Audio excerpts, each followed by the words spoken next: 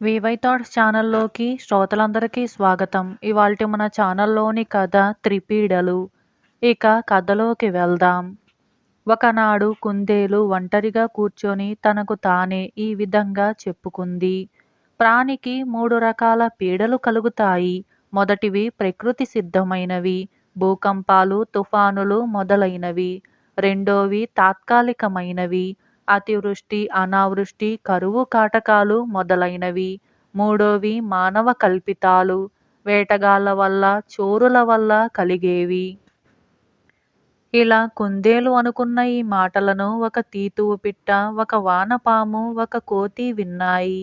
వాటికి భయం పట్టుకుంది. ఆకాశం విరిగి నా మీద పడితే నేనేం కావాలి? మేలుకొని ఉండగా పడితే పరవాలేదు, నిద్రపోతూ ఉండగా పడితే పచ్చడైపోనా అనుకొని తీతువు పిట్ట అది మొదలు కాళ్ళు పైకి పెట్టి వెల్లకిలా పడుకొని నిద్రపోవటం అలవాటు చేసుకుంది. కరువు వచ్చి నా ఆహారమైన మట్టి కాస్త లేకుండా పోతే నా గతేం కాను అనుకొని వానపాము అది మొదలు తిన్న మట్టిని మళ్ళీ కక్కటం అలవాటు చేసుకుంది. చెట్టు మీద పడుకునే కోతి తన సొత్తైన భూమిని దొంగలు అపహరించుకుపోతారేమోనని ప్రతి రాత్రి 2-3 సార్లు చెట్టుపైనుంచి దిగివచ్చి చూసుకోవటం అలవాటు చేసుకుంది. ఇలా త్రిపీడలు అనే ఈ కథ సమాప్తమైంది. అలాగే మరొక కథ సూర్యకిరణం. ఈ కథను రాసిన వారు జి. సుభద్ర, అనంతపురం నుంచి. ఇక కథలోకి వెళ్దాం. పూర్వం గర్జర దేశాన్ని పరిపాలించిన రాజులలో ఒక ఆయనకి గుర్రాలంటే ఎక్కువ ప్రీతిగా ఉంటూ ఉండేది. బోలెడంత సొమ్ము ఖర్చు పెట్టి ఎక్కడెక్కడ ఉన్న గుర్రాలనైనా కొనేసి రప్పించి తన అశ్వశాలలో కట్టించేస్తూ ఉండేవాడు. ఎంత రాచకార్యమున్నా రోజు ఒక్కసారి అపురూపమైన అశ్వశాలకు వెళ్ళి తన గుర్రాలనన్నింటినీ స్వయంగా చూసుకొని వాటి మెడలు తట్టి వాటిని పలకరిస్తే గాని ఆయనకు ఏమీ తోచేది కాదు. గుర్రాలంటే అంత ప్రీతి కనుకనే ఆయనకి గుర్రాల రాజు అనే పేరు సార్థకంగా నిలిచిపోయింది. ఒకరోజు ఆయన కొలువు తీర్చి ఉండగా ద్వారపాలకుడు వచ్చి, ప్రభు, అరబ్బీ వాడొకడు ఒక గుర్రాన్ని తెచ్చి ద్వారం వద్ద కనిపెట్టుకుని ఉన్నాడు. తమ దర్శనం కావాలంటున్నాడు అని చెప్పాడు. గుర్రం మాట చెవిన పడటంతోనే ఆ అరబ్బీవాణ్ణి చూడటానికని రాజుగారు తటాల్న గద్దె మీద నుంచి లేచి ఎంతో ఆత్రంతో దిగివచ్చారు. అరబ్బీవాడు వంగి సలాం చేసి, ప్రభూ, ఇది చాలా గొప్ప గుర్రం. ఆ గుర్రాన్ని ఎంతమంది అడిగినా ఇవ్వక తమకు సమర్పించటానికని తెచ్చాను. ఈ గుర్రం ఎటువంటి మేలు జాతిదో దాని గుణాలు నాకు నేనే వర్ణించటం సమంజసంగా ఉండదు. ఇంచుమించు మా అరేబియా దేశం మొత్తానికే దీని మోస్తరు గుర్రం కనపడదంటే అతిశయోక్తి కాదు. అందుకనే అశ్వపరీక్షలో ఏలికకు గల ఆసక్తి విని ఈ గుర్రం తమ వద్దనే ఉండి తీరాలని నిశ్చయించి తీసుకొచ్చాను అని అన్నాడు. అందుకు రాజుగారు, అయితే ఎంతేమిటి దీని ఖరీదు అని అడిగారు. ఎంతోనా ప్రభూ, 1,00,000 రూపాయలు అన్నాడు వాడు. రాజు ఆశ్చర్యపోయి, అబ్బి, ఎంత గొప్ప గుర్రమైనా 1,00,000 రూపాయలేమిటి? చాలా విడ్డూరంగానే ఉందే ఈ మాట. నా అశ్వశాలలో కల్లా మిక్కిలి ఉత్తమోత్తమైన వాయువాహనమనే అశ్వానికి 25,000 కన్నా ఎక్కువ ఇవ్వలేను నేను. రామబాణమనే గుర్రానికి 15,000 ఇస్తే దాని యజమాని ఆ సొమ్ముని కళ్ళకద్దుకొని గుర్రాన్ని సమర్పించి వెళ్ళాడు. తెలుసా? ఇంకా వేగవతి అనే గుర్రం ధర చెబుతాను విను. అది 10,000. ఎంత కావాలి అని అడిగితే దాన్ని తెచ్చినవాడు 10,000 అడిగాడు. అలా వాడు అడిగినంత ఇచ్చేసి పుచ్చుకున్నాను అని అన్నాడు.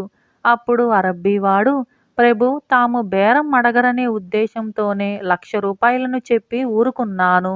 మరొకరికైతే 2,00,000 చెప్పవలసిందే అని రెట్టించాడు.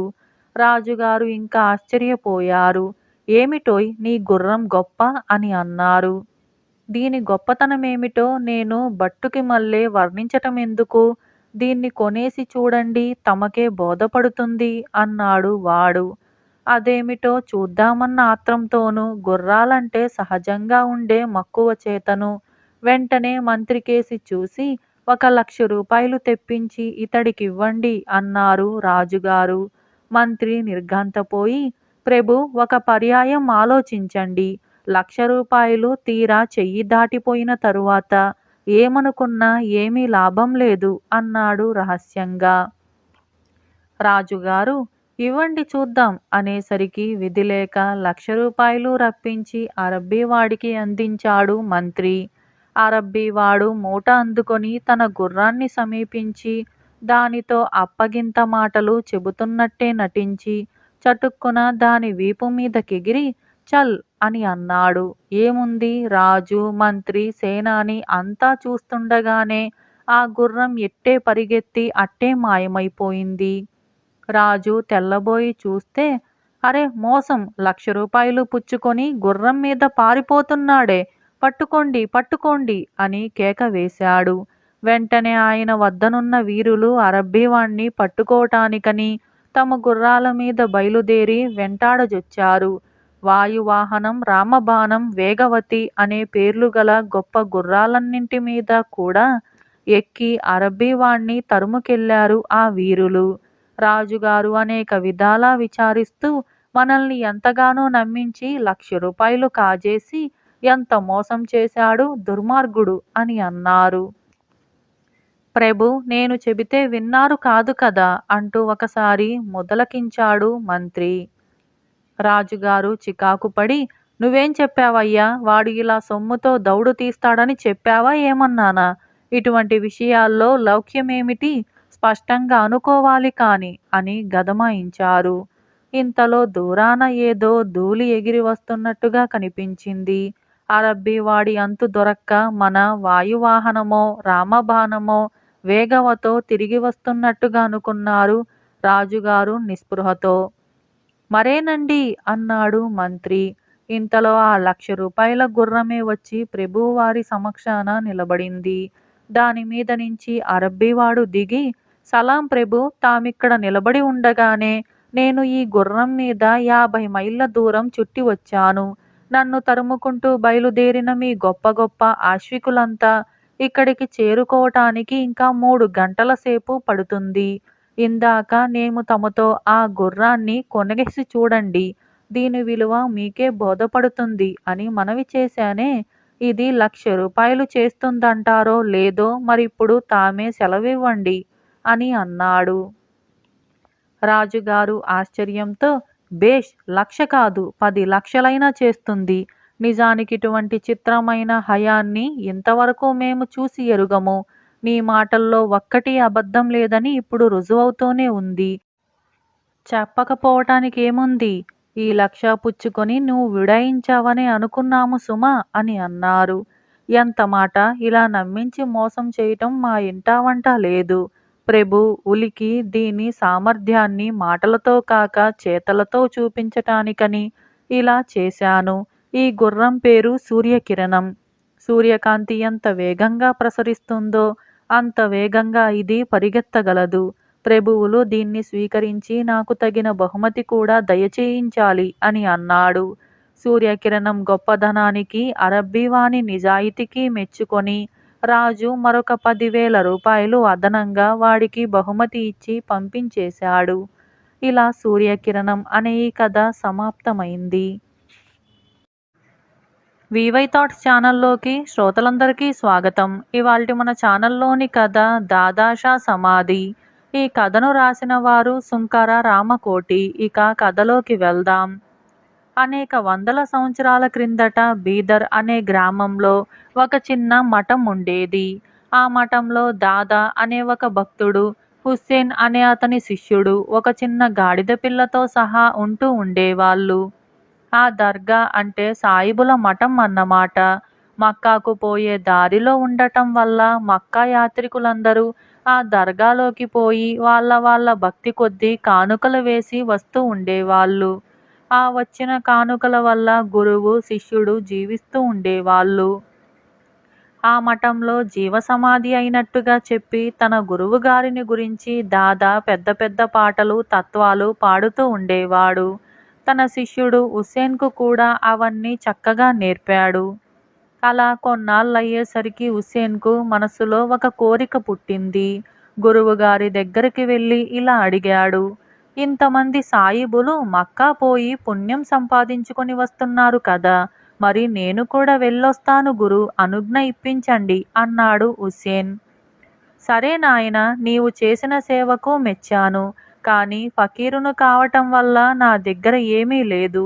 అయినా నీకు నేనిచ్చే బహుమతి ఒక్కటుంది. అదే మన గాడిద పిల్ల.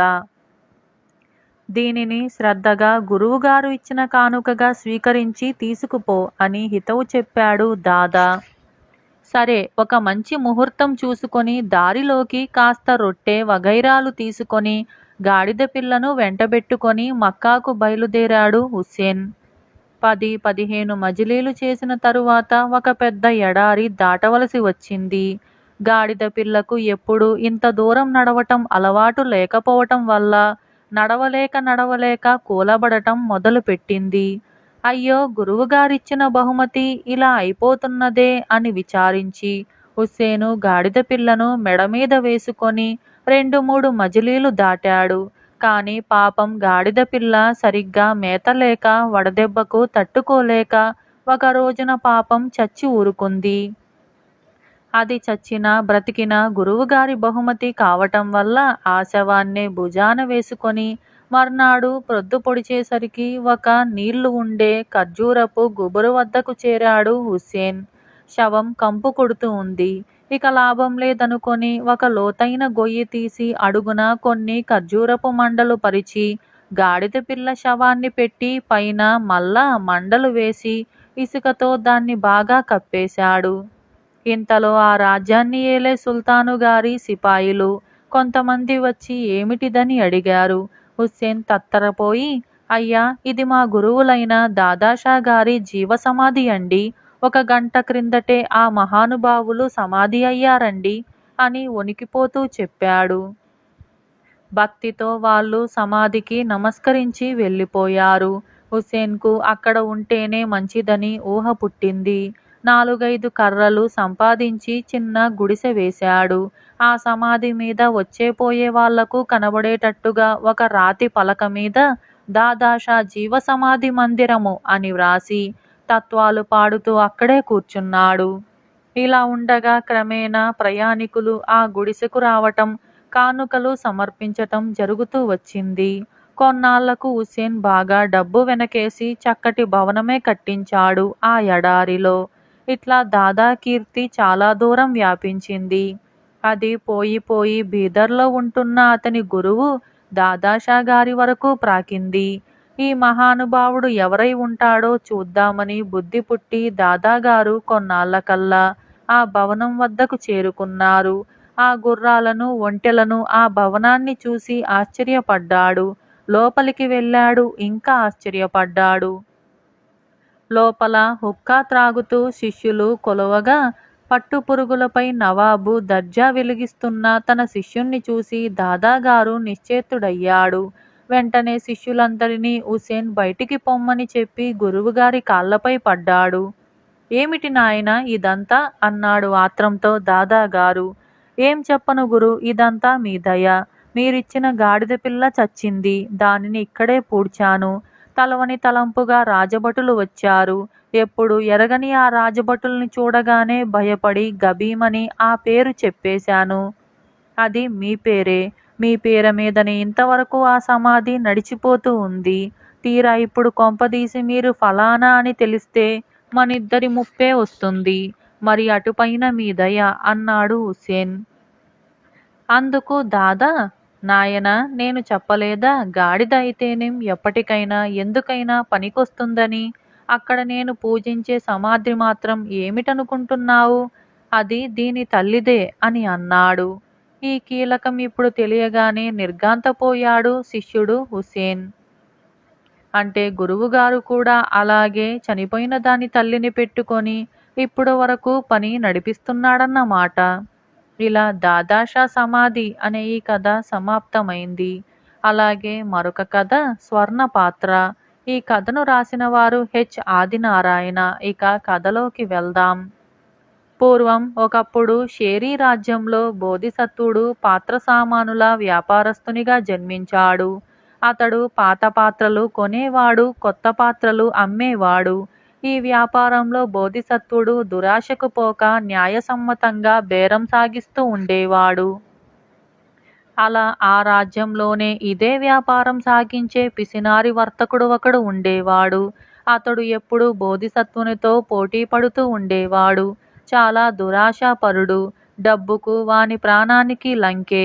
ధనాశ వల్ల ఎంతటి దుష్కృత్యానికైనా వెనక తీసేవాడు కాదు. పైగా బోధిసత్వుడు ఎక్కడికి వెళ్ళినా తప్పక వెంబడించేవాడు.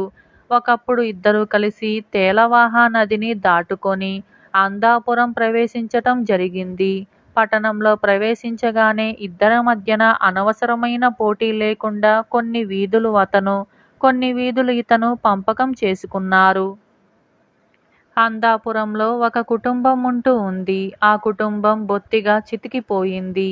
అయితే పూర్వకాలమందు ఈ కుటుంబం వారు గొప్ప వ్యాపారస్తులు. కాని ఇప్పుడు వాళ్లకు అంగబలము అర్ధబలము కూడా లేకుండా పోయింది. పోతే ఆ కుటుంబంలో కల్లా మిగిలి ఉన్న వాళ్ళు ఒక అవ్వ, ఆమె మనవరాలును. వాళ్ళిద్దరూ పాపం ఊళ్ళో ఆ పని ఈ పని చేసి పొట్టపోసుకుంటూ కాలక్షేపం చేసేవాళ్ళు. ఈ దరిద్రులు ఇంట్లో ఉండే సరుకుని అన్నీ కూడా అమ్మేసి కాలం గడుపుకున్నారు. అయితే అమ్మేసినప్పటికీ ఒక్క వస్తువు మాత్రం వాళ్ళ దగ్గర ఇంకా మిగిలి ఉంది. అది ఆ ఇంటి యజమాని అయిన గొప్ప వర్తకుడు భోజనం చేసేటటువంటి కంచం.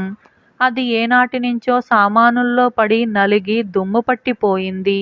అందుచేత అది ఏమి కంచమై ఉంటుందో అవ్వకు తెలియదు, పిల్లకు తెలియదు. ఇలా ఉండగా రెండవ వాడైన పిసినారి వర్తకుడు పాత్రలమ్మా పాత్రలు, పాతవి కొంటాం, కొత్తవి అమ్ముతాం అని కేకలేసుకుంటూ అదే వీధిలో అవ్వ ఇంటికి వచ్చాడు. అతని మాట వినగానే ఆ పిల్ల చప్పున పరిగెత్తుకుంటూ అవ్వ దగ్గరికి పోయి, నాకొక లోటా కొనిపెట్టవే మామ్మ, మంచినీళ్లు తాగటానికి అని జాలిగా అడిగింది. ఏం పెట్టి కొనిపెట్టమంటావు తల్లి అన్నది అవ్వ విచారంతో. అప్పుడు మూలబడిన ఆ కంచం సంగతి జ్ఞాపకం చేసింది పిల్ల. అది ఆ వర్తకుడికిచ్చి ఏదైనా లోటా ఇమ్మంది అవ్వ. వర్తకుడు ఆ కంచం చేతపట్టి చూశాడు. బంగారపుది అయి ఉంటుందని తోచగానే సూదితో గీటు పెట్టి చూశాడు. అది ఒకటవ రకం మేలిమి బంగారమని తేలింది. ఒక్క పైసా అయినా ఇవ్వకుండా ఆ కంచం కాజేద్దామని వాడికి దుర్బుద్ధి పుట్టింది. అలా పుట్టి, ఇదెక్కడ దొరికిందమ్మా నీకు, గుడ్డి గవ్వ కూడా చేయదు, పొద్దుటే లేచి ఎవళ్ళ ముఖం చూశానో, మంచి బేరమే అని విసుక్కుంటూ ఆ కంచం కిందకు విసిరేసి గభీమని లేచి వెళ్ళిపోయాడు. వాడు వెళ్ళిపోగానే మరొక దిక్కు నుంచి బోధిసత్వుడు వచ్చాడు ఆ వీధికి. అలానే కేకలేసుకుంటూ ఈ కేక వినగానే పిల్ల మళ్ళీ అవ్వ దగ్గరకు పరిగెత్తింది. అందుకామె, ఎందుకే తల్లి ఈ తాపత్రయం, ఇప్పుడే కదా ఆ అబ్బి వచ్చి ఆ కంచం పనికిరాదని చెప్పి విసిరి కొట్టిపోయాడు అన్నది బిడ్డను సముదాయిస్తూ. అలా కాదు మా అమ్మ, ఈ అబ్బి చాలా మంచివాడల్లే ఉన్నాడు, దయగా మాట్లాడుతున్నాడు, మన కంచం వీడు తప్పకుండా పుచ్చుకుంటాడు అని నమ్మబలికింది పిల్ల. సరే కమ్మని ఆ అబ్బిని ఇంట్లోకి పిలిచారు. కంచం చేతికిచ్చారు. అది చూస్తూనే నిజం గ్రహించి బోధిసత్వుడు, అమ్మ, ఈ కంచం బంగారపుది, 1000 మొహరీలు ఖరీదు చేస్తుంది, మరి పుచ్చుకుందామంటే నా దగ్గర ఇప్పుడున్న సొమ్ము చాలదు అని చెప్పాడు. అప్పుడు అవ్వ, అయ్యో నాయనా, ఇప్పుడు నువ్వు వచ్చే ముందే ఒక వర్తకుడొచ్చి చూశాడు, గుడ్డి గవ్వ కూడా చేయదని చెప్పి విసుక్కొని విసిరి కొట్టాడు. ఇది బంగారపు కంచమని అంటున్నావే, నీ మంచితనం వల్లను మహిమ వల్లనే ఇలా మారిపోయిందేమో నాయనా, నీకెంత తోస్తే అంత ఇచ్చుకో అని అన్నది. అప్పుడు బోధిసత్వుని వద్ద 500 మొహరీలు మాత్రమే ఉన్నాయి. కొంత పాత్ర సామాగ్రి ఉంది. ఆ మొహరీలు పాత్ర సామాగ్రి అంతా వాళ్లకు ఇస్తూ, అమ్మ, ఈ ధనము సామాగ్రి తీసుకోండి, నేను వర్తకం సాగించటానికి గాను నా దగ్గర సంచి, త్రాసు, దారి భత్యం కోసం ఒక 8 మొహరీలు మటుకు ఉంచుకుంటాను అని చెప్పాడు. ఈ విధంగా వాళ్ళ అనుమతి తీసుకున్న బోధిసత్వుడు గబగబా నది వద్దకు పోయి పడవ నడిపేవానికి 2 మొహరీలిచ్చి పడవ ఎక్కాడు. ఆ తరువాత బోధిసత్వుడు వెళ్ళగానే మళ్ళీ పిసినారి వర్తకుడు ఆ పేదల ఇంటికి వచ్చి, ఏదమ్మా పోనీ ఇలా పట్టకరా, ఆ కంచం చూస్తాం అన్నాడు ఒక విధమైన నిర్లక్ష్య భావంతో. వెంటనే అవ్వ ఉరకలేసుకుంటూ యువతలికి వచ్చి, నాయనా మంచివాడివే నువ్వు, 1000 మొహరీలు చేసే బంగారు పళ్ళెం గుడ్డి గవ్వ కూడా చెయ్యదంటివే, మీ యజమానే కాబోలు ఇప్పుడే వచ్చి 1000 మొహరీలు ఇచ్చి కంచం పట్టుకుపోయాడు అని చెప్పింది. ఈ మాట వింటూనే పిసినారి వర్తకుడికి నడుము విరిగినట్టయింది. అబ్బా, వీడి దుంపతెగ 10,000 చేసే బంగారు పళ్ళెం కాజేశాడే దుర్మార్గుడు, నాకెంత నష్టం చేశాడు, నా కొంప తీశాడే అనుకుని ఎంతగానో విచారించాడు. విచారించటమేమిటి, వానికి మనస్సు వికలమై వెర్రెత్తిపోయింది. తన ధనము పాత్ర సామాగ్రి అంతా తీసి ఆ ఇంటి ముందు విసిరేశాడు. ఒక కర్ర చేత పట్టుకొని గబగబా నది ఒడ్డుకు చేరుకున్నాడు. అప్పటికప్పుడే బోధిసత్వుడు చాలా వరకు నది దాటేశాడు. వాడిని దాటించబోకు, పడవ వెనక్కు మళ్ళించు అంటూ పిచ్చి పిచ్చిగా కేకలు పెట్టసాగాడు ఆ పిసినారి. అలా చెయ్యవద్దని పడవ వానితో చెప్పాడు బోధిసత్వుడు. ఇక చేసేది లేక పిసినారి బోధిసత్వుని కేసి చూస్తూ తిడుతూ తీరని దుఃఖంలో మునిగిపోయాడు. నెత్తురు వేడెక్కిపోయింది. ఒడలు కంది ఎర్రబారింది. గుండె కొట్టుకోసాగింది. బోధిసత్వుడి మీది ఆగ్రహము ద్వేషము పట్టలేక వాడు వెంటనే నదిలోకి దూకేశాడు. బోధిసత్వుడు మాత్రం తరువాత కూడా లోకంలో ఎన్నో దానాలు ధర్మాలు చేస్తూ దయ కలిగి ప్రవర్తిస్తూ ధర్మపరుడని మంచి పేరు తెచ్చుకున్నాడు. ఇలా స్వర్ణపాత్ర అనే ఈ కథ సమాప్తమైంది. అనుకున్నది అనుకోనిది. చంద్రపురి రాజు చంద్రసేనుడికి మొండివాడని పేరు. ఆయన తనకు తోచింది చేస్తాడు కాని ఇతరుల సలహాలు తీసుకోడు. ఆ స్థానంలో మంత్రి అంటూ ఉండాలి కనుక ముసలి మంత్రిని పదవిలో కొనసాగిస్తూ ఉన్నాడు. అయితే ఆ మంత్రిని ఆయన ఏనాడు సంప్రదించింది లేదు. ఏ విషయంలో గాని సలహాలు అడిగింది లేదు. ఇదిలా ఉండగా రాజ్యంలో అధిక శాతం ప్రజలు సుఖంగానూ సంతృప్తిగానూ లేరన్న సమాచారం చారుల ద్వారా చంద్రసేనుడికి తెలిసింది. ఆ విషయమై ఆయన మంత్రితో గాని మరెవరితో గాని చర్చించలేదు. ప్రజల అసంతృప్తికి కారణం స్వయంగా తెలుసుకోవాలని ఆయన ఒకరోజు రాత్రి మారువేషంలో నగర పర్యటనకు బయలుదేరాడు. ఆయన ఒక ఇరుగు వీధి గుండా పోతూ ఒక పెంకుటింటిలోంచి భార్యాభర్తల సంభాషణ వినిపించి కిటికీ పక్కన దాగి విన్నాడు. 3 మాసాలుగా చూస్తున్నాను, మీరు ఎప్పుడు విచారంగా కనిపిస్తున్నారు, కారణం ఏమిటి అని భార్య భర్తను అడిగింది. ఏం చెప్పమంటావు, అనుకున్నది ఒక్కటి జరగటం లేదు అన్నాడు భర్త.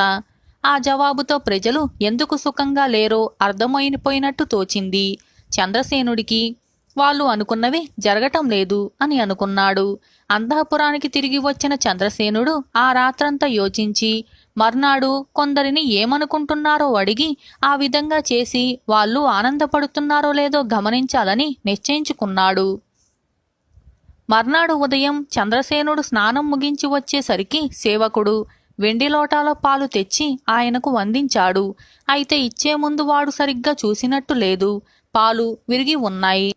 ఆలస్యంగా విషయం గ్రహించిన సేవకుడు హడలిపోయాడు. చంద్రసేనుడు వాడి ముఖంలోకి సూటిగా చూస్తూ, ఇప్పుడు నువ్వు మనసులో ఏమనుకుంటున్నావో చెప్పు, నిజమే చెప్పాలి సుమా అని అన్నాడు.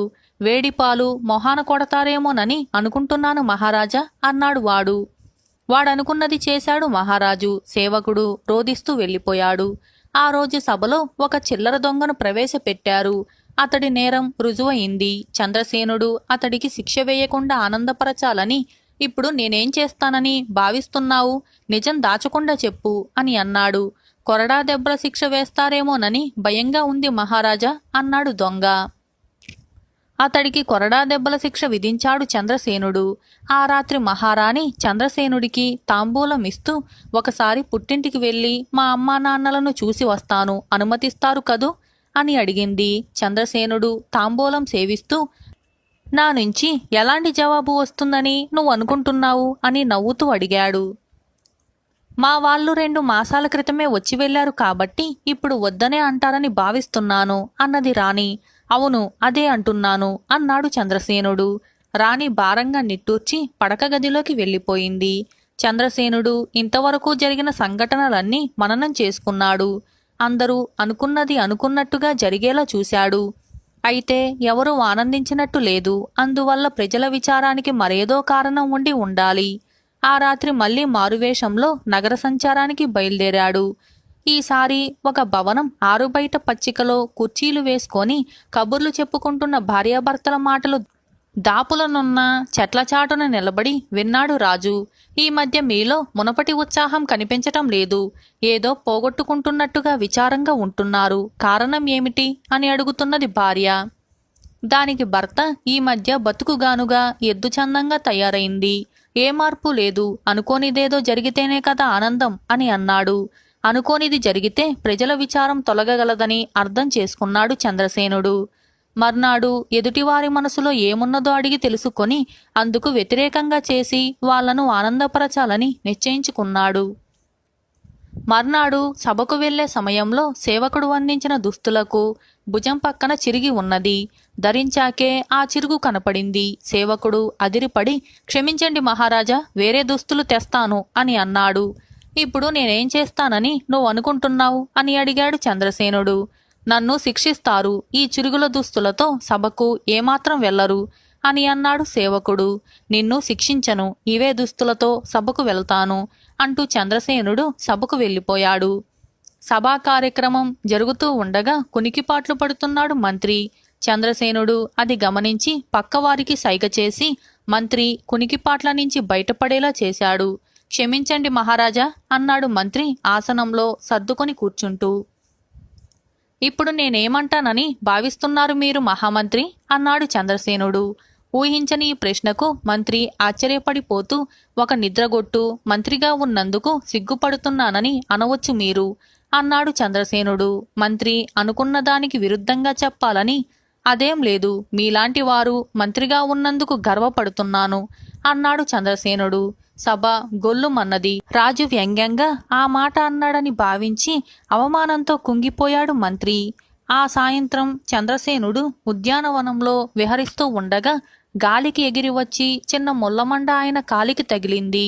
ముసలితోట మాలి పరుగున వచ్చి దాన్ని దూరంగా విసిరివేసి, క్షమించండి మహారాజా, ఇటువంటిది మళ్ళీ జరగకుండా జాగ్రత్త పడతాను అన్నాడు వినయంగా. ఈ జరిగిపోయిన దానికి నేనేం చేయబోతున్నానని నువ్వు ఊహిస్తున్నావు అని అడిగాడు రాజు. తోటమాలి 1-2 క్షణాలు ఆలోచించి, గులాబీలున్న తోటలో ఇలాంటి ముళ్ళు ఉండటం సహజం అనుకుంటారు. ముసలివాణ్ణి కాబట్టి ఉద్యానవనంలో సరిగ్గా పనిచేయలేకపోతున్నానని భావించి ఉద్యోగంలోంచి మాత్రం తీసివెయ్యరు అని అన్నాడు. లేదు, ఆ పనే చేయబోతున్నాను. నీ స్థానంలో యువకున్నొకణ్ణి తోటమాలిగా నియమిస్తాను అంటూ చంద్రసేనుడు తోటమాలి కన్నీళ్లు పట్టించుకోకుండా భవనంకేసి నడిచాడు. ఆ రాత్రి రాణి మరొక్కసారి భర్త వద్ద తన పుట్టింటి ప్రయాణపు ప్రస్తావన తెచ్చింది. మా అమ్మకు ఆరోగ్యం బాగాలేనట్టు రాత్రి కల వచ్చింది. ఒక్కసారి వెళ్ళి చూసి వస్తాను అని అన్నదామే. నా నింటి ఎలాంటి సమాధానాన్ని నువ్వు కోరుకుంటున్నావు అని ప్రశ్నించాడు చంద్రసేనుడు. రాణి నవ్వి, పదే పదే అడుగుతున్నానని వెళ్ళమనే అంటారు అని అన్నది. అదేం లేదు, నువ్వు పుట్టింటికి వెళ్ళబోవటం లేదు అన్నాడు చంద్రసేనుడు. రాణి పెద్దగా నిట్టూర్చి విచారంగా శయ్యమందిరానికేసి నడిచింది. ఆమె విచారపడటం చూశాక చంద్రసేనుడు ఆలోచనలో పడ్డాడు. అనుకోనివి జరిగినా ఎవరూ సంతోషపడినట్టు లేదు. మరి ఏం చేస్తే ప్రజలకు సుఖ సంతోషాలు లభ్యమవుతాయి? ఈ ప్రశ్నకు జవాబు దొరకక ఆ రాత్రంతా ఆయనకు నిద్ర పట్టలేదు. అర్ధరాత్రి గడిచినా ఇంకా శయ్యమందిరంలో పచార్లు చేస్తున్న భర్తను చూసి, రాణి నిద్రపట్టటం లేదా, ఏం ఆలోచిస్తున్నారు అని ప్రశ్నించింది. మొదటిసారిగా తన ఆలోచనల గురించి భార్యకు తెలియజేశాడు. చంద్రసేనుడు ఆయన జరిగిందంతా ఆమెకు చెప్పి, అనుకున్నవి జరిగిన వాళ్ళు ఆనందపడలేదు, అనుకోనివి జరిగినా సంతోషపడలేదు. ఇక ఈ ప్రజల విచారం ఏం చేస్తే తొలగుతుందో నాకు అర్థం అవటం లేదు అని అన్నాడు. రాణి తేలిగ్గా నవ్వేస్తూ, ఎవరైనా మనసులో అనుకున్నవి అనుకోనివి కూడా అవసరమైనవి, ఆనందాన్నిచ్చేవి కాకపోవచ్చు. రాజు ప్రజలకు తండ్రిలాంటి వాడు. ప్రజలకు కనీస అవసరాలు తిండి, బట్ట, నివాసం అవి అందరికీ సమకూర్చినప్పుడు చేతి నిండా పని, మనసు నిండా ఆనందం. మీరా పని చేయగలిగిన నాడు ప్రజల్లో విచారగ్రస్తులంటూ ఎవరూ ఉండరు అని అన్నది. దానితో చంద్రసేనుడికి తానింత కాలంగా పరిపాలనా విషయాల్లో చేస్తున్న తప్పిదమేమిటో తెలిసి వచ్చింది. తెల్లవారగానే ఆయన మంత్రిని, ఇతర ముఖ్యోద్యోగుల్ని సమావేశపరిచి వాళ్లతో సంప్రదించి ప్రజలందరికీ కనీస అవసరాలు సమకూర్చగల ప్రణాళికలు తయారు చేయించాడు. ఆ తరువాత ఏనాడు ప్రజలు సుఖంగా లేరన్న సమాచారం చారులు తీసుకురాలేదు. రాజ్యంలో మంత్రి పదవి కేవలం అలంకారప్రాయమన్న అపవాదు పోయింది. ఈ విధంగా అనుకున్నది అనుకోనిది అనే ఈ కథ సమాప్తమైంది. వివై థాట్స్ ఛానల్లోకి శ్రోతలందరికీ స్వాగతం. ఇవాల్టి మన ఛానల్లోని కథ ప్రేమ త్యాగం. ఇది బేతాళ కథ. ఇక కథలోకి వెళ్దాం. పట్టు వదలని విక్రమార్కుడు చెట్టు వద్దకు తిరిగి వెళ్ళి చెట్టుపై నుంచి శవాన్ని దించి భుజాన వేసుకొని ఎప్పటిలాగే మౌనంగా శ్మశానం కేసి నడవసాగాడు. అప్పుడు శవంలోని బేతాళుడు, రాజా, మానవులు పరిస్థితులకు బానిసలు కావటం సహజం. కానీ కొందరు అకారణంగా కూడా త్యాగాలు చేస్తారు. ఇందుకు నిదర్శనంగా నీకు చంద్రనగరం రాజకుమార్తె అయిన చంద్రకళ వివాహం కథ చెబుతాను. శ్రమ తెలియకుండా విను అంటూ ఇలా చెప్పసాగాడు. పూర్వం లక్ష్మీపురం అనే రాజ్యాన్ని రాజేంద్రవర్మ అనే రాజు పరిపాలించేవాడు. ఆయన గొప్ప యోధుడు, పరాక్రమవంతుడును. ఆయన తన మంత్రి అయిన జయసింహుడి సహాయంతో రాజ్యాన్ని చక్కగా పరిపాలిస్తూ ప్రజలకు సుఖశాంతులు ఉండేటట్టుగా చూసుకునేవాడు. రాజుకు వీరవర్మ అనే కుమారుడు, మంత్రికి తేజసింహుడు అనే కుమారుడు ఉండేవారు. ఇద్దరు ఒకే వయసు వాళ్ళు, మంచి అందగాళ్ళు.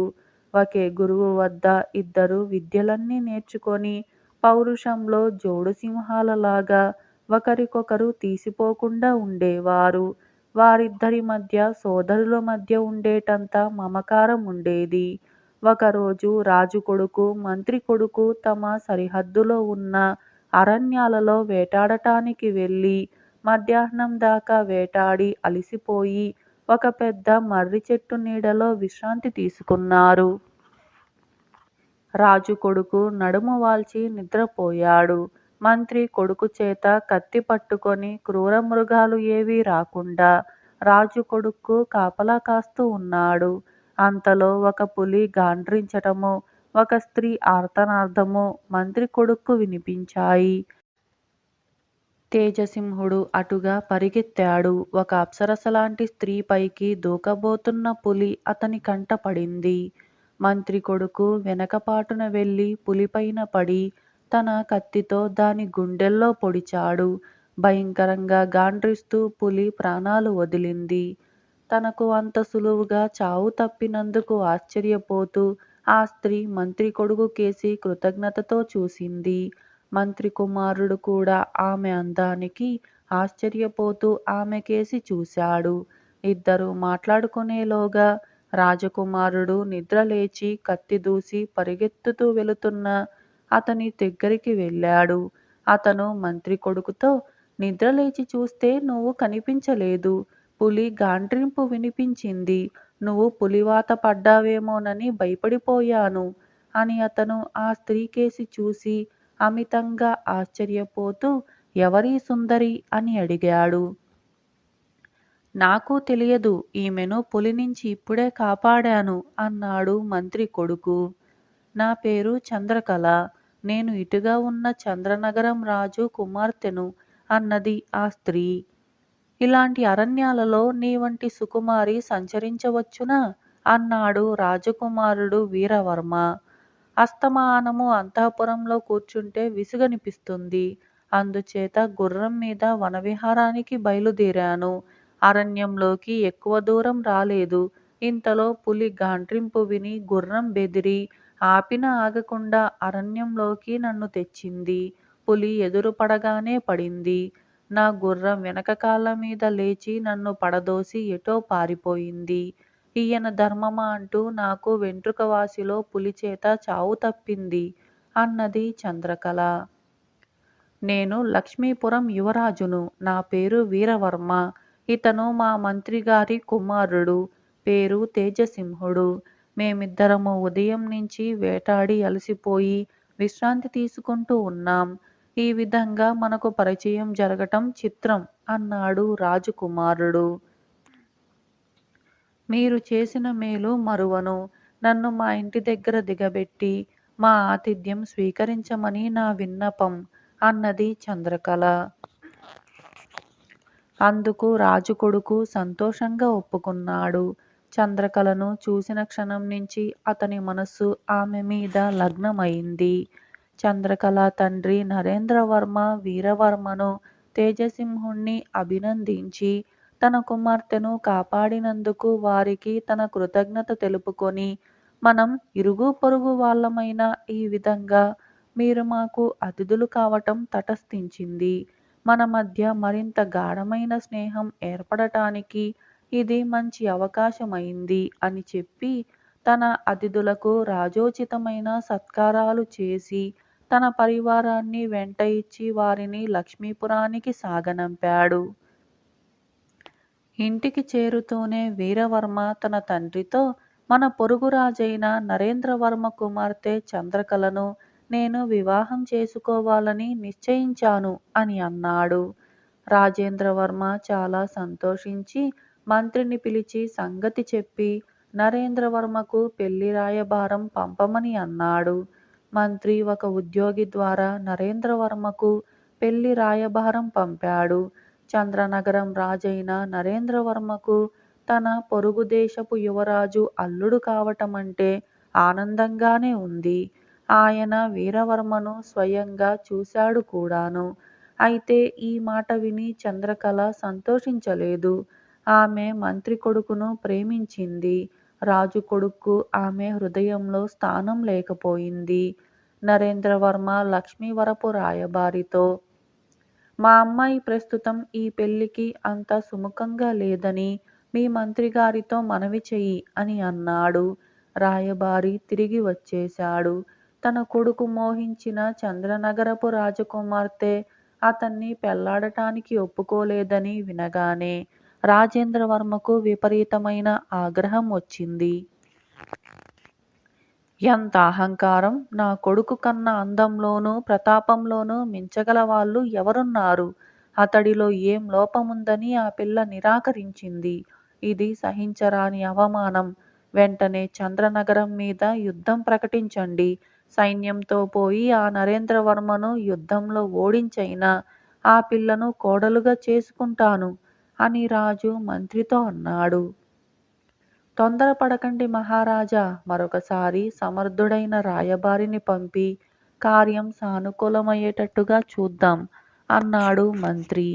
ఆయన ఇంటికి వస్తూనే తన కొడుకైన తేజసింహుడితో, నాయన, మన యువరాజు పెళ్లాడతానంటే చంద్రనగర రాజకుమార్తె నిరాకరించింది. నువ్వెళ్ళి ఆమెకు పెళ్లికి ఒప్పించాలి. లేకపోతే ఉభయ దేశాలకు మనకు కూడా తీరని అపాయం కలుగుతుంది అని అన్నాడు. తేజసింహుడు చంద్రనగరానికి బయలుదేరి వెళ్ళాడు. అతను రాజును కలుసుకొని రాజకుమార్తెతో మాట్లాడాలని అన్నాడు. నరేంద్రవర్మ సమ్మతించాడు. చంద్రకళ తేజసింహుణ్ణి చూసి పరమానంద భరితురాలైంది. అతను ఆమెతో, రాజకుమారి, నేను మా యువరాజు తరపున పెళ్లి రాయబారిగా వచ్చాను. నువ్వు అతన్ని నిరాకరించినట్టుగా విన్నాను. అందుకు కారణం కనపడదు. అతను నవ మన్మధుడు, సాటిలేని పరాక్రమశాలి. నిన్ను గాఢంగా ప్రేమిస్తున్నాడు. అతను నాకు యజమాని మాత్రమే కాదు, ప్రాణమిత్రుడు కూడా. అతని ప్రేమ భగ్నం కావటం నాకు దుఃఖ కారణం. నువ్వు అతన్ని పెళ్లాడాలని మనస్ఫూర్తిగా కోరుతున్నాను అని అన్నాడు. చంద్రకళ చాలాసేపు తల వంచుకొని దీర్ఘంగా ఆలోచించి చివరకు తల ఎత్తి, మీ యజమానిని పెళ్లాడటానికి ఒప్పుకుంటున్నాను. ఈ సంగతి మీ యువరాజుతో చెప్పండి అని అన్నది. తేజసింహుడి రాయబారం సఫలం కావటం లక్ష్మీపురంలో అందరికీ ఆనందం కలిగించింది. త్వరలోనే చంద్రకళకు వీరవర్మకు వైభవంగా పెళ్లి జరిగిపోయింది. బేతాళుడు ఇలా ఈ కథ చెప్పి, రాజా, నాకు అనేక అనుమానాలున్నాయి. మంత్రి తన కొడుకును రాయబారిగా పంపితే పని జరుగుతుందని ఎందుకనుకున్నాడు?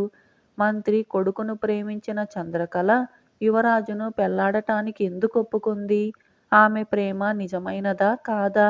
లేక తన ప్రేమను త్యాగం చేసిందా? త్యాగం చేస్తే దేనికోసం త్యాగం చేసింది?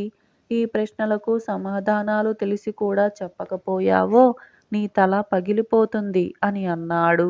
దానికి విక్రమార్కుడు, చంద్రకళ తన కుమారుణ్ణి ప్రేమించిన కారణం చేతనే రాజకుమారుణ్ణి నిరాకరించి ఉండవచ్చునని మంత్రి ఊహించాడు. అందుకే ఆయన తన కొడుకును పెళ్లి రాయబారానికి పంపాడు. మంత్రి ఊహ సరైనది. చంద్రకళ తన ప్రేమను త్యాగం చేయవలసిన స్థితి రానే లేదు. ఆమె ప్రేమించిన వాడు మరొకరి తరపున పెళ్లి రాయబారం వచ్చాడు. అతను తనను ప్రేమిస్తున్నట్టుగా రాజకుమార్తెకు సాక్ష్యం ఏమీ లేదు. అతను తనను పెళ్లాడట్లేదని కూడా ఆమెకు స్పష్టమైంది. అందుచేత ఆమె రాజకుమారుణ్ణి పెళ్లాడటానికి ఒప్పుకుంది. ప్రేమను త్యాగం చేసినది చంద్రకళ కాదు, తేజసింహుడు. తన ప్రత్యర్థి తనకు బాల్యమిత్రుడు, తనకన్నా ఎంతో ఉచ్చస్థితిలో ఉన్నవాడు కావటం చేత అతను తన ప్రేమను త్యాగం చేయవలసి వచ్చింది అని అన్నాడు. రాజుకు ఈ విధంగా మౌనభంగం కలగగానే బేతాళుడు శవంతో సహా మాయమై తిరిగి చెట్టెక్కాడు. ఇలా ప్రేమ త్యాగం అనే ఈ కథ సమాప్తమైంది. వివై థాట్స్ ఛానల్లోకి శ్రోతలందరికీ స్వాగతం. ఇవాల్టి మన ఛానల్లోని కథ దాదాషా సమాధి.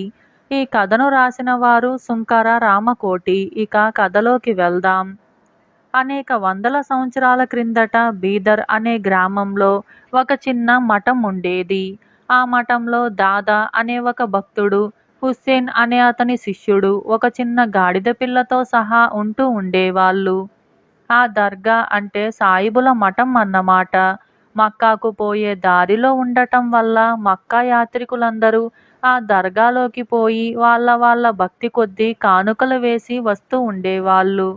ఆ వచ్చిన కానుకల వల్ల గురువు శిష్యుడు జీవిస్తూ ఉండేవాళ్ళు. ఆ మఠంలో జీవసమాధి అయినట్టుగా చెప్పి తన గురువు గారిని గురించి దాదా పెద్ద పెద్ద పాటలు తత్వాలు పాడుతూ ఉండేవాడు. తన శిష్యుడు హుస్సేన్కు కూడా అవన్నీ చక్కగా నేర్పాడు. అలా కొన్నాళ్ళయ్యేసరికి హుస్సేన్కు మనసులో ఒక కోరిక పుట్టింది. గురువుగారి దగ్గరికి వెళ్ళి ఇలా అడిగాడు, ఇంతమంది సాయిబులు మక్కా పోయి పుణ్యం సంపాదించుకొని వస్తున్నారు కదా, మరి నేను కూడా వెళ్ళొస్తాను గురు, అనుజ్ఞ ఇప్పించండి అన్నాడు హుస్సేన్. సరే నాయన, నీవు చేసిన సేవకు మెచ్చాను. కానీ ఫకీరును కావటం వల్ల నా దగ్గర ఏమీ లేదు. అయినా నీకు నేనిచ్చే బహుమతి ఒక్కటుంది. అదే మన గాడిద పిల్ల. దీనిని శ్రద్ధగా గురువుగారు ఇచ్చిన కానుకగా స్వీకరించి తీసుకుపో అని హితవు చెప్పాడు దాదా. సరే, ఒక మంచి ముహూర్తం చూసుకొని దారిలోకి కాస్త రొట్టె వగైరాలు తీసుకొని గాడిద పిల్లను వెంటబెట్టుకొని మక్కాకు బయలుదేరాడు హుస్సేన్. 10-15 మజిలీలు చేసిన తరువాత ఒక పెద్ద ఎడారి దాటవలసి వచ్చింది.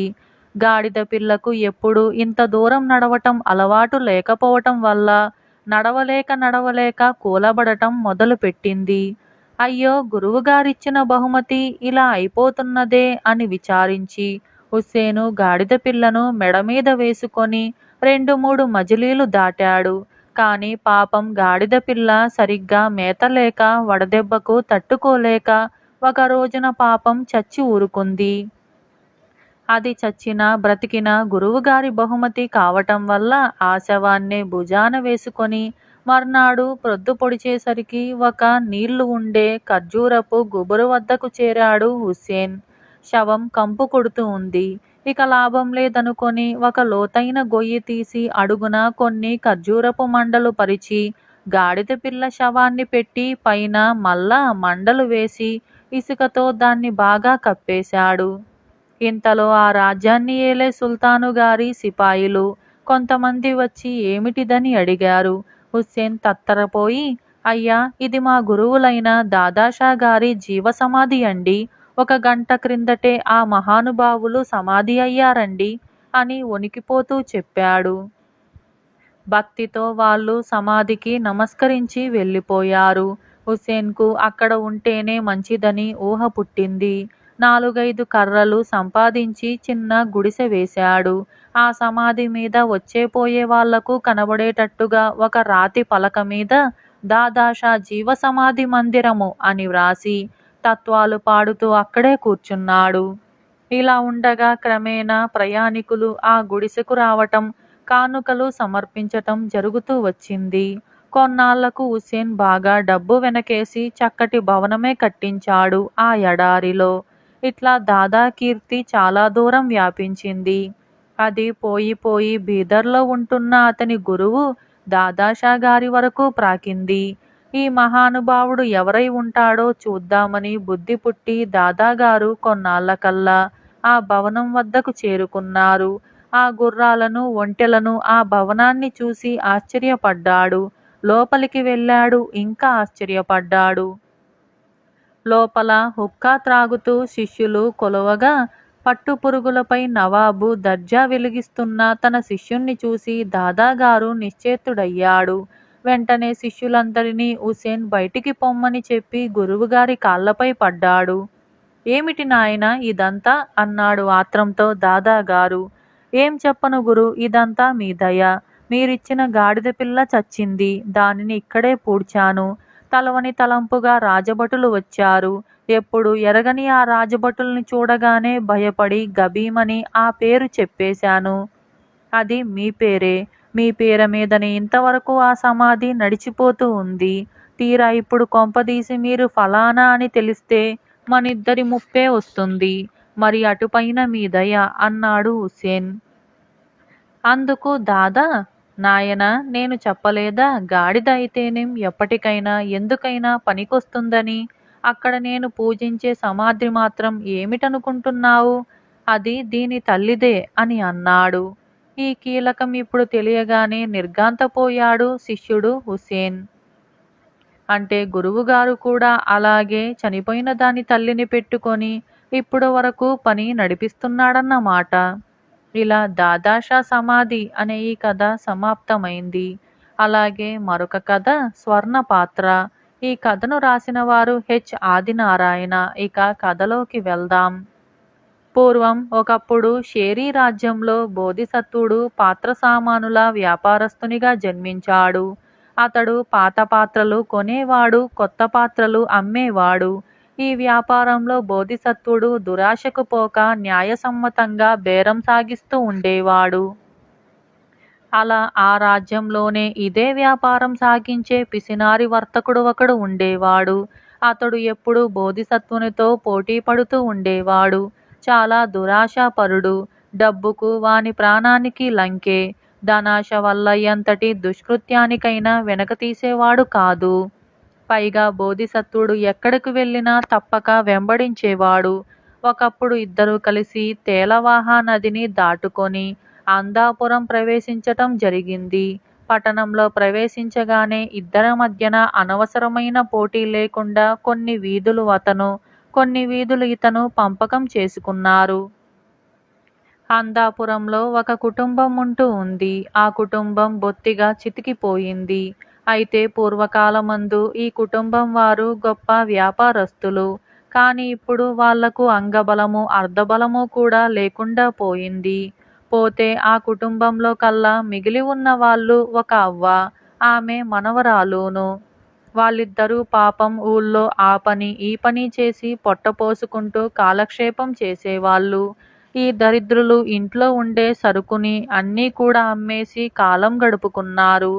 అయితే అమ్మేసినప్పటికీ ఒక్క వస్తువు మాత్రం వాళ్ళ దగ్గర ఇంకా మిగిలి ఉంది. అది ఆ ఇంటి యజమాని అయిన గొప్ప వర్తకుడు భోజనం చేసేటటువంటి కంచం. అది ఏనాటి నుంచో సామానుల్లో పడి నలిగి దుమ్ము పట్టిపోయింది. అందుచేత అది ఏమి కంచమై ఉంటుందో అవ్వకు తెలియదు, పిల్లకు తెలియదు. ఇలా ఉండగా రెండవ వాడైన పిసినారి వర్తకుడు, పాత్రలమ్మా పాత్రలు, పాతవి కొంటాం, కొత్తవి అమ్ముతాం అని కేకలేసుకుంటూ అదే వీధిలో అవ్వ ఇంటికి వచ్చాడు.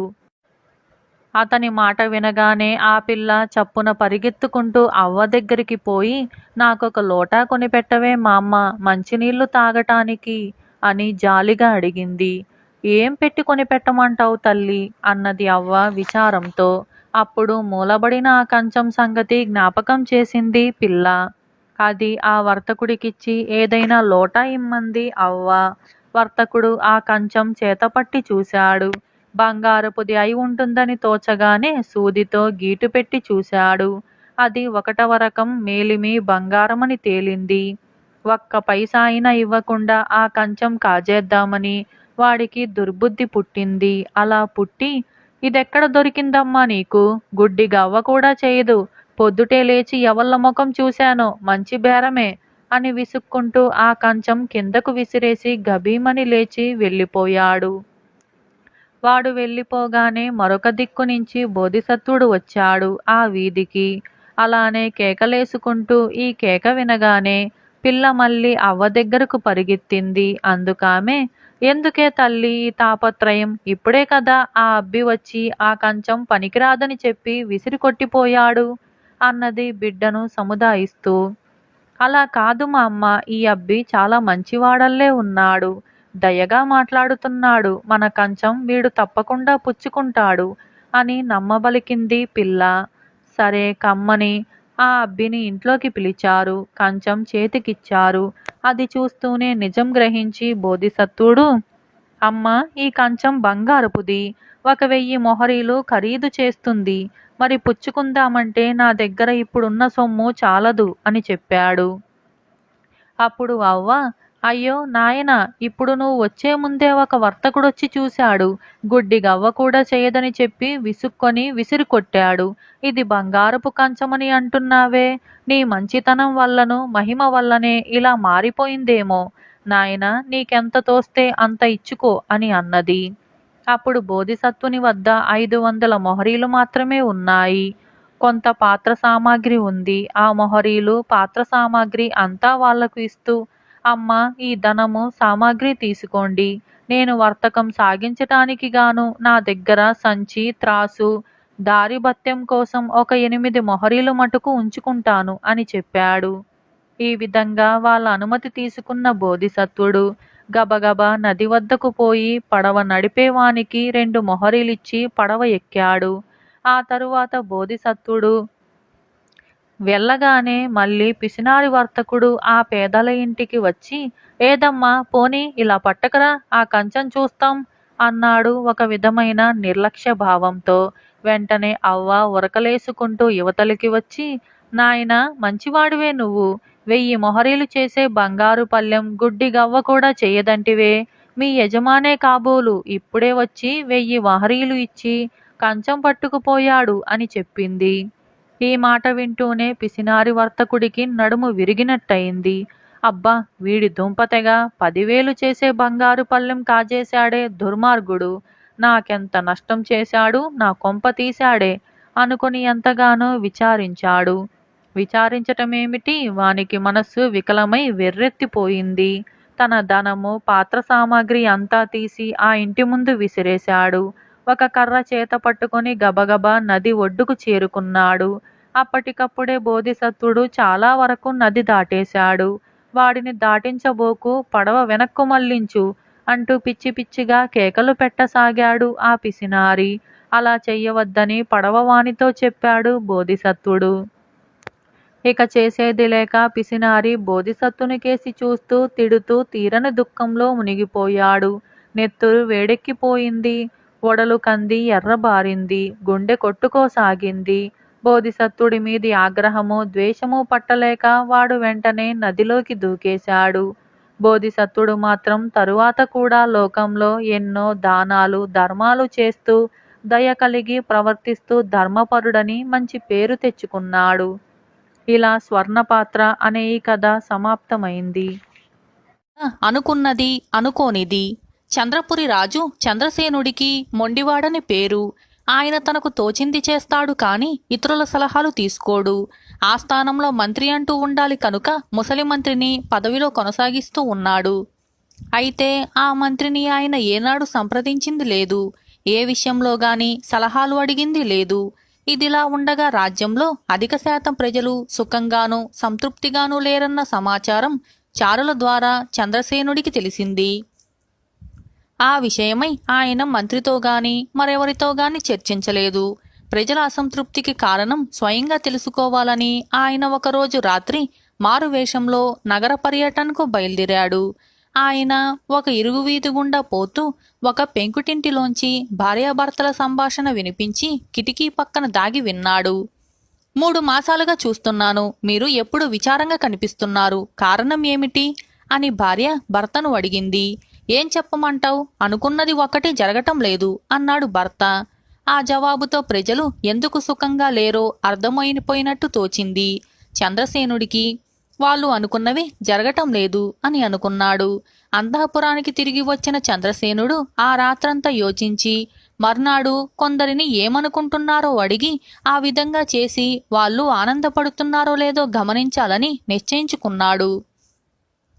మర్నాడు ఉదయం చంద్రసేనుడు స్నానం ముగించి వచ్చేసరికి సేవకుడు వెండి లోటాలో పాలు తెచ్చి ఆయనకు వందించాడు. అయితే ఇచ్చే ముందు వాడు సరిగ్గా చూసినట్టు లేదు. పాలు విరిగి ఉన్నాయి. ఆలస్యంగా విషయం గ్రహించిన సేవకుడు హడలిపోయాడు. చంద్రసేనుడు వాడి ముఖంలోకి సూటిగా చూస్తూ, ఇప్పుడు నువ్వు మనసులో ఏమనుకుంటున్నావో చెప్పు, నిజమే చెప్పాలి సుమా అని అన్నాడు. వేడి పాలు మొహాన కొడతారేమోనని అనుకుంటున్నాను మహారాజా అన్నాడు వాడు. వాడనుకున్నది చేశాడు మహారాజు. సేవకుడు రోదిస్తూ వెళ్ళిపోయాడు. ఆ రోజు సభలో ఒక చిల్లర దొంగను ప్రవేశపెట్టారు. అతడి నేరం రుజువయింది. చంద్రసేనుడు అతడికి శిక్ష వేయకుండా ఆనందపరచాలని ఇప్పుడు నేనేం చేస్తానని భావిస్తున్నావు? నిజం దాచకుండా చెప్పు అని అన్నాడు. కొరడా దెబ్బల శిక్ష వేస్తారేమోనని భయంగా ఉంది మహారాజా అన్నాడు దొంగ. అతడికి కొరడా దెబ్బల శిక్ష విధించాడు చంద్రసేనుడు. ఆ రాత్రి మహారాణి చంద్రసేనుడికి తాంబూలం ఇస్తూ, ఒకసారి పుట్టింటికి వెళ్ళి మా అమ్మా నాన్నలను చూసి వస్తాను, అనుమతిస్తారు కదూ అని అడిగింది. చంద్రసేనుడు తాంబూలం సేవిస్తూ, నా నుంచి ఎలాంటి జవాబు వస్తుందని నువ్వు అనుకుంటున్నావు అని నవ్వుతూ అడిగాడు. మా వాళ్ళు 2 మాసాల క్రితమే వచ్చి వెళ్లారు కాబట్టి ఇప్పుడు వద్దనే అంటారని భావిస్తున్నాను అన్నది రాణి. అవును, అదే అంటున్నాను అన్నాడు చంద్రసేనుడు. రాణి భారంగా నిట్టూర్చి పడక గదిలోకి వెళ్ళిపోయింది. చంద్రసేనుడు ఇంతవరకు జరిగిన సంఘటనలన్నీ మననం చేసుకున్నాడు. అందరూ అనుకున్నది అనుకున్నట్టుగా జరిగేలా చూశాడు. అయితే ఎవరూ ఆనందించినట్టు లేదు. అందువల్ల ప్రజల విచారానికి మరేదో కారణం ఉండి ఉండాలి. ఆ రాత్రి మళ్లీ మారువేషంలో నగర సంచారానికి బయలుదేరాడు. ఈసారి ఒక భవనం ఆరుబయట పచ్చికలో కుర్చీలు వేసుకొని కబుర్లు చెప్పుకుంటున్న భార్యాభర్తల మాటలు దాపులనున్న చెట్ల చాటున నిలబడి విన్నాడు రాజు. ఈ మధ్య మీలో మునపటి ఉత్సాహం కనిపించటం లేదు. ఏదో పోగొట్టుకుంటున్నట్టుగా విచారంగా ఉంటున్నారు. కారణం ఏమిటి అని అడుగుతున్నది భార్య. దానికి భర్త, ఈ మధ్య బతుకుగానుగా ఎద్దు చందంగా తయారైంది. ఏ మార్పు లేదు. అనుకోనిదేదో జరిగితేనే కదా ఆనందం అని అన్నాడు. అనుకోనిది జరిగితే ప్రజల విచారం తొలగగలదని అర్థం చేసుకున్నాడు చంద్రసేనుడు. మర్నాడు ఎదుటివారి మనసులో ఏమున్నదో అడిగి తెలుసుకొని అందుకు వ్యతిరేకంగా చేసి వాళ్లను ఆనందపరచాలని నిశ్చయించుకున్నాడు. మర్నాడు సభకు వెళ్లే సమయంలో సేవకుడు అందించిన దుస్తులకు భుజం పక్కన చిరిగి ఉన్నది. ధరించాకే ఆ చిరుగు కనపడింది. సేవకుడు అదిరిపడి, క్షమించండి మహారాజా, వేరే దుస్తులు తెస్తాను అని అన్నాడు. ఇప్పుడు నేనేం చేస్తానని నువ్వు అనుకుంటున్నావు అని అడిగాడు చంద్రసేనుడు. నన్ను శిక్షిస్తారు. ఈ చిరుగుల దుస్తులతో సభకు ఏమాత్రం వెళ్లరు అని అన్నాడు సేవకుడు. నిన్ను శిక్షించను, ఇవే దుస్తులతో సభకు వెళ్తాను అంటూ చంద్రసేనుడు సభకు వెళ్ళిపోయాడు. సభా కార్యక్రమం జరుగుతూ ఉండగా కునికిపాట్లు పడుతున్నాడు మంత్రి. చంద్రసేనుడు అది గమనించి పక్కవారికి సైగ చేసి మంత్రి కునికిపాట్ల నుంచి బయటపడేలా చేశాడు. క్షమించండి మహారాజా అన్నాడు మంత్రి ఆసనంలో సర్దుకొని కూర్చుంటూ. ఇప్పుడు నేనేమంటానని భావిస్తున్నారు మీరు మహామంత్రి అన్నాడు చంద్రసేనుడు. ఊహించని ఈ ప్రశ్నకు మంత్రి ఆశ్చర్యపడిపోతూ, ఒక నిద్రగొట్టు మంత్రిగా ఉన్నందుకు సిగ్గుపడుతున్నానని అనవచ్చు మీరు అన్నాడు చంద్రసేనుడు. మంత్రి అనుకున్న దానికి విరుద్ధంగా చెప్పాలని అదేం లేదు. మీలాంటి వారు మంత్రిగా ఉన్నందుకు గర్వపడుతున్నాను అన్నాడు చంద్రసేనుడు. సభ గొల్లుమన్నది. రాజు వ్యంగ్యంగా ఆ మాట అన్నాడని భావించి అవమానంతో కుంగిపోయాడు మంత్రి. ఆ సాయంత్రం చంద్రసేనుడు ఉద్యానవనంలో విహరిస్తూ ఉండగా గాలికి ఎగిరి వచ్చి చిన్న ముల్లమండ ఆయన కాలికి తగిలింది. ముసలితోట మాలి పరుగున వచ్చి దాన్ని దూరంగా విసిరివేసి, క్షమించండి మహారాజా, ఇటువంటిది మళ్ళీ జరగకుండా జాగ్రత్త పడతాను అన్నాడు వినయంగా. ఈ జరిగిపోయిన దానికి నేనేం చేయబోతున్నానని నువ్వు ఊహిస్తున్నావు అని అడిగాడు రాజు. తోటమాలి 1-2 క్షణాలు ఆలోచించి గులాబీలున్న తోటలో ఇలాంటి ముళ్ళు ఉండటం సహజం అనుకుంటారు. ముసలివాణ్ణి కాబట్టి ఉద్యానవనంలో సరిగ్గా పనిచేయలేకపోతున్నానని భావించి ఉద్యోగంలోంచి మాత్రం తీసివెయ్యరు అని అన్నాడు. లేదు, ఆ పనే చేయబోతున్నాను. నీ స్థానంలో యువకున్నొకణ్ణి తోటమాలిగా నియమిస్తాను అంటూ చంద్రసేనుడు తోటమాలి కన్నీళ్లు పట్టించుకోకుండా భవనంకేసి నడిచాడు. ఆ రాత్రి రాణి మరొక్కసారి భర్త వద్ద తన పుట్టింటి ప్రయాణపు ప్రస్తావన తెచ్చింది. మా అమ్మకు ఆరోగ్యం బాగాలేనట్టు రాత్రి కల వచ్చింది. ఒక్కసారి వెళ్ళి చూసి వస్తాను అని అన్నదామే. నా నుండి ఎలాంటి సమాధానాన్ని నువ్వు కోరుకుంటున్నావు అని ప్రశ్నించాడు చంద్రసేనుడు. రాణి నవ్వి పదే పదే అడుగుతున్నానని వెళ్ళమనే అంటారు అని అన్నది. అదేం లేదు, నువ్వు పుట్టింటికి వెళ్ళబోవటం లేదు అన్నాడు చంద్రసేనుడు. రాణి పెద్దగా నిట్టూర్చి విచారంగా శయ్యమందిరానికేసి నడిచింది. ఆమె విచారపడటం చూశాక చంద్రసేనుడు ఆలోచనలో పడ్డాడు. అనుకోనివి జరిగినా ఎవరూ సంతోషపడినట్టు లేదు. మరి ఏం చేస్తే ప్రజలకు సుఖ సంతోషాలు లభ్యమవుతాయి? ఈ ప్రశ్నకు జవాబు దొరకక ఆ రాత్రంతా ఆయనకు నిద్ర పట్టలేదు.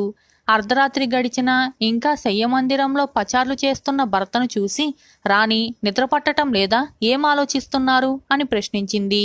మొదటిసారిగా తన ఆలోచనల గురించి భార్యకు తెలియజేశాడు. చంద్రసేనుడు ఆయన జరిగిందంతా ఆమెకు చెప్పి అనుకున్నవి జరిగిన వాళ్ళు ఆనందపడలేదు, అనుకోనివి జరిగినా సంతోషపడలేదు. ఇక ఈ ప్రజల విచారం ఏం చేస్తే తొలగుతుందో నాకు అర్థం అవటం లేదు అని అన్నాడు. రాణి తేలిగ్గా నవ్వేస్తూ ఎవరైనా మనసులో అనుకున్నవి అనుకోనివి కూడా అవసరమైనవి, ఆనందాన్నిచ్చేవి కాకపోవచ్చు. రాజు ప్రజలకు తండ్రిలాంటి వాడు. ప్రజలకు కనీస అవసరాలు తిండి, బట్ట, నివాసం అవి అందరికీ సమకూర్చినప్పుడు చేతి నిండా పని, మనసు నిండా ఆనందం. మీరా పని చేయగలిగిన నాడు ప్రజల్లో విచారగ్రస్తులంటూ ఎవరూ ఉండరు అని అన్నది. దానితో చంద్రసేనుడికి తానింత కాలంగా పరిపాలనా విషయాల్లో చేస్తున్న తప్పిదమేమిటో తెలిసి వచ్చింది. తెల్లవారగానే ఆయన మంత్రిని, ఇతర ముఖ్యోద్యోగుల్ని సమావేశపరిచి వాళ్లతో సంప్రదించి ప్రజలందరికీ కనీస అవసరాలు సమకూర్చగల ప్రణాళికలు తయారు చేయించాడు. ఆ తరువాత ఏనాడు ప్రజలు సుఖంగా లేరన్న సమాచారం చారులు తీసుకురాలేదు. రాజ్యంలో మంత్రి పదవి కేవలం అలంకారప్రాయమన్న అపవాదు పోయింది. ఈ విధంగా అనుకున్నది అనుకోనిది అనే ఈ కథ సమాప్తమైంది.